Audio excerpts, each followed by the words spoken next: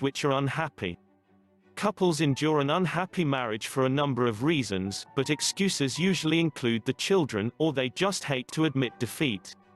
So, before you start asking how to save marriage, keep a lookout for some telltale signs that your relationship is in trouble. Marriages rarely die an immediate death.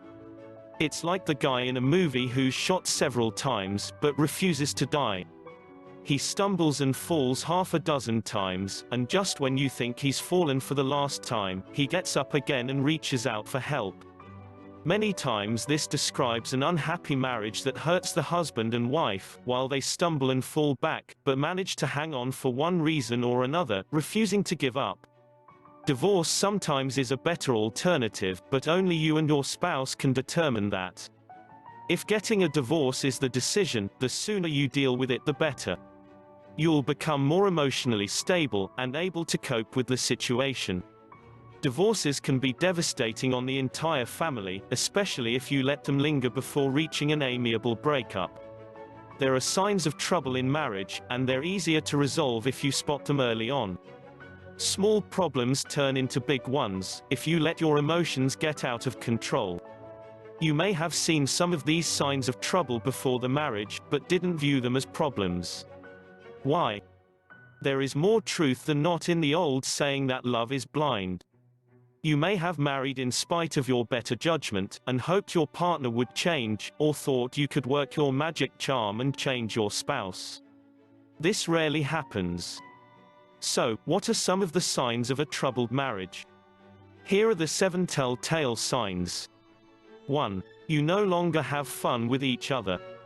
No matter what you do, you wish you would have stayed at home, and both of you are miserable.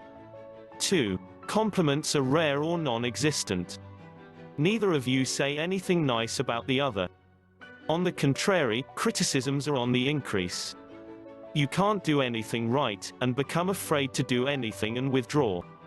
3. You're happier when your spouse is gone.